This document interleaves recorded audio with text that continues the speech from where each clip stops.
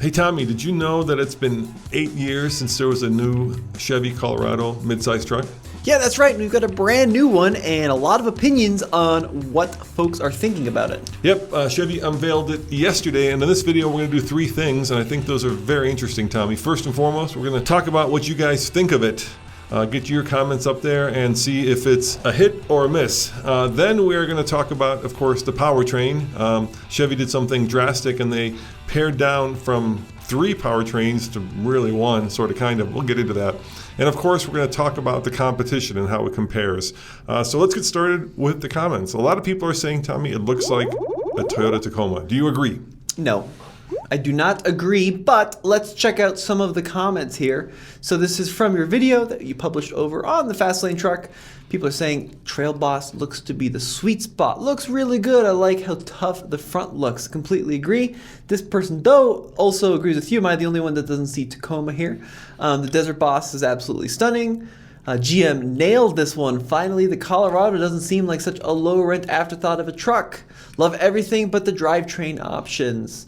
Actually looks super nice and solid too. Love it. New interior is 1,000% better than the outgoing. Colorado is finally going to get the love it deserves.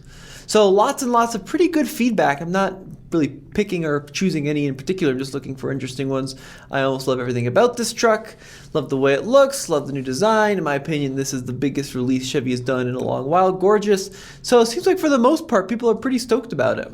Yeah, outside of the comments that it looks like a Tacoma, which especially in the beginning of the video when the comments first came up was very prominent, people do seem to like the design language. I think I see a little bit of Silverado, so they took the Silverado design language, which of course is that fist into the wind, and then they brought it down to the Colorado. The one thing that I would definitely say about the truck is there is now, Tommy, a brand new model that didn't exist before, and that is a Trail Boss. So they went from the work truck to the Z71, and then they stuck a Trail Boss in between that and, of course, the ZR2. I actually think it looks a lot more like the new Toyota Hilux than it does the Tacoma. But I'd look to be completely honest with you, there's only so many ways you can design a pickup truck. The form factor is such that in order to maximize aerodynamics, in order to maximize crash safety and headlight design, there's only so many places you can put the headlights, only so many ways the hood can sculpt into the front end. And as aerodynamics becomes more and more important, vehicles are going to start looking more and more similar. But this is not the first time this has happened. There was a time in like the 1960s where Ford launched a truck and then GM launched a truck immediately after, and the 2 trucks looked identical. And they had to immediately redesign them because people thought they were the same truck. So there is some similarity to Tacoma. I guess I can kind of see that now, but it's a very fresh design, at least compared to what it used to be. Now, if you guys want the complete details of the new 2023 Colorado, just go to alltfl.com and you can watch yesterday's video where I went into great detail about what is new about the truck. So now let's talk about the powertrains, Tommy. So once upon a time, not that long ago, actually right now at your dealership, there are 3 different powertrains you can get in the Colorado. There's, of course, the ubiquitous 3.6 liter V6. And what amazed me about the comments is no one seemed to have given a second thought to that engine going away. And there are no comments like, oh, I missed the 3.6, because let's face it, that's the majority of the current Colorados.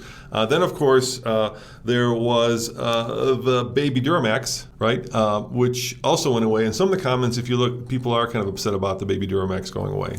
Yep, and then the last engine, of course, was the base 4-cylinder. And they've been replaced with just one engine, which is a 2.7 liter turbo, similar to what you'd find in like the Silverado or the Cadillacs in the GM lineup, 4-cylinder turbo. And it's got 3 different outputs in the Colorado. There's a base model with 237 horsepower, a Turbo Plus with 310, and then a high output version with 310, but more torque than the Turbo Plus. Yeah, so what do you think of that? Do you think that's a good strategy to go away from 3 different engine options and to simplify it and just go with one?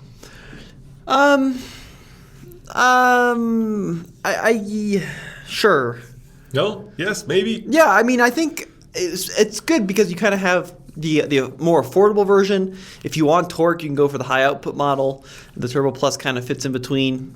I think the Baby Duramax was a really cool engine. It offered a lot of fuel efficiency and a lot of capability, but it didn't offer a lot in terms of kind of driving around acceleration and straight line performance. So now the top end engine is almost identical to the one that you can get in the Silverado. Basically, they took the Silverado powertrain and moved it down and then detuned it for the various trim levels. The other thing that they did, which actually in the comments you'll see people are a little bit miffed about, is they went with the 8-speed automatic and not the 10-speed. Now, the 8-speed does not have a stellar reputation, if you guys are aware. In fact, it's got a stellar reputation for not being very reliable. So why do you think they went with an 8-speed instead of a 10-speed? Because they do have a 10-speed available to use. Well, from what I've been hearing online, it's because they didn't need 10 speeds. The torque band and the torque kind of breadth of the 2.7 meant they could get away with 8. And they're also calling this their second generation 8-speed, so they're trying to differentiate it from the first generation. So we'll see what that means in the long run. Hopefully decent reliability. Yeah, hopefully that means that they've redesigned the 8-speed and not just, change the part number and, put lipstick on a pig. Hopefully it's actually more than that. Time will certainly tell. Now, some of the other comments that I noticed, and I went through a lot of these comments.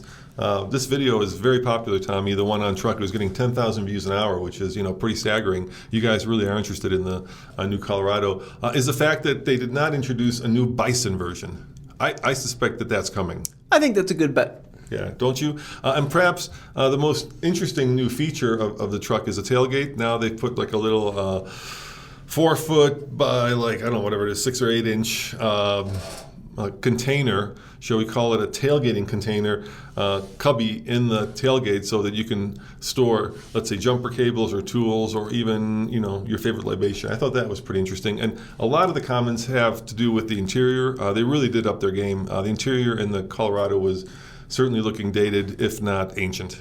Some of the comments, and there's a lot of interesting points here, but I think one that I see fairly frequently is that they need to offer more bed and cab configuration. So it's only available in the 4-door with a 5'2" bed, and there's no long bed version. I don't think there's a access cab version either. So only one configuration there, but if that's the one that's selling, I guess it kind of makes sense. Although it would be nice to have, especially for contractors and those kind of folks, people who are maybe doing parts runs for stores, to have a shorter cab with the longer bed. Well, there's certainly right now a current of, I'm going to call it simplification running through the auto industry.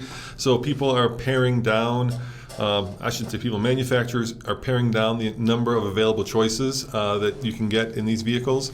And obviously with one powertrain with 3 different power levels, Chevy has certainly gone and done that. If you were to buy one of the variants, where is the sweet spot in this lineup? I'm not sure there is a sweet spot. It depends kind of what you need. If you just need a truck to do basic work, then I think a WT is a great option. If you want a few more options, LT. If you're going to be off-roading a lot, ZR2, and then Trail Boss kind of falls somewhere in between there. I think the Trail Boss is kind of the sweet option. I think it gives you all the off-road ability that you need. It's got a lift, and it also has kind of that truckiness about it that I like. So it's both an off-roader, but yet at the same time can work as a regular everyday commuter truck. Interestingly, one of the other things they did was they changed the bolt pattern so that now wheels are swappable between the Silverado. What do you think of that? Good. Yeah.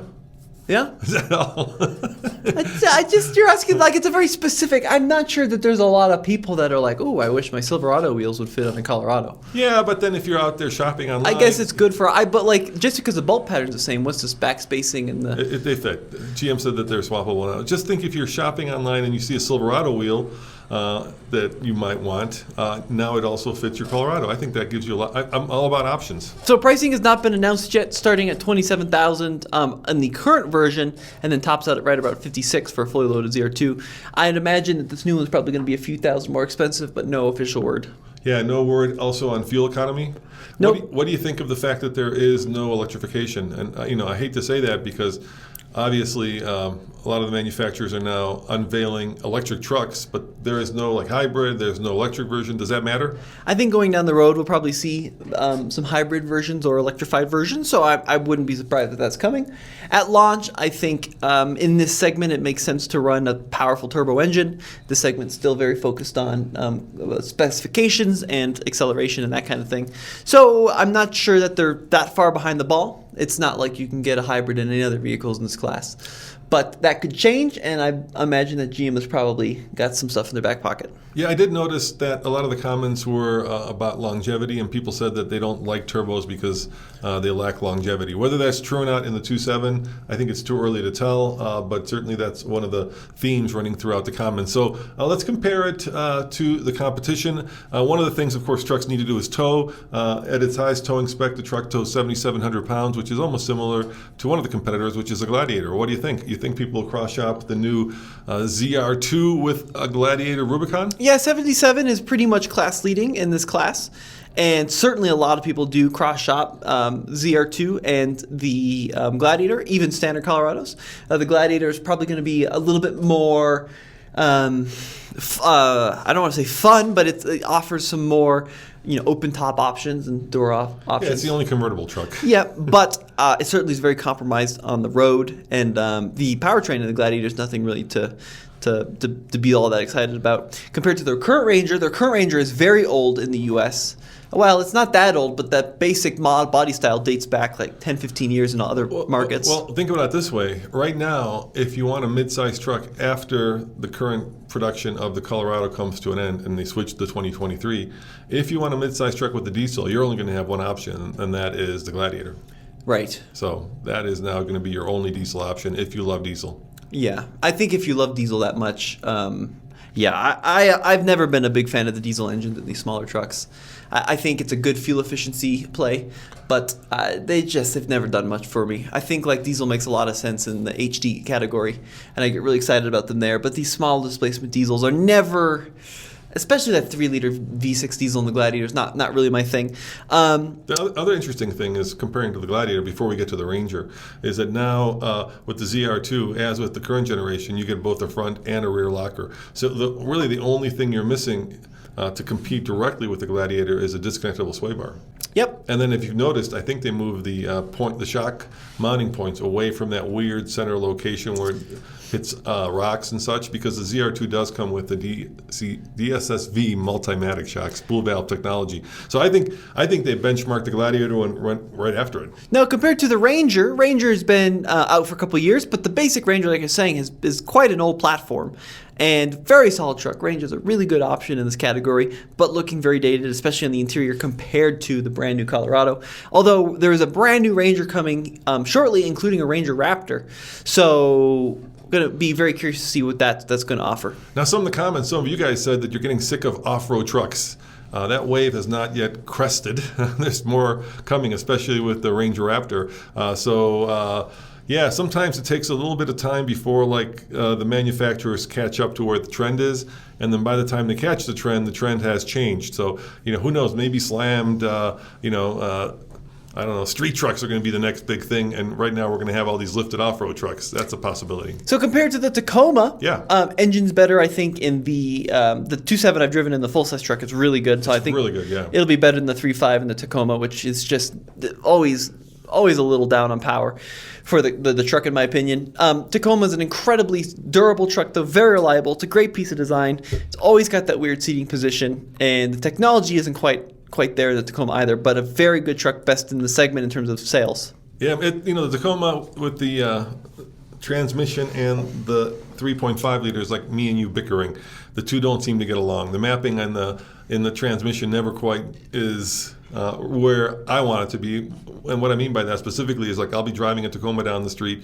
Let's say I'm on the highway and I look down, I'm doing 55 when the speed limit is 65. And I'm like, how did I get to 55? Why did the thing slow down? And it has to do with kind of the way that the power is delivered and the way the mapping is done in the transmission. So we know that there is not a new 2023 Tacoma coming, but we suspect it's going to be a 2024.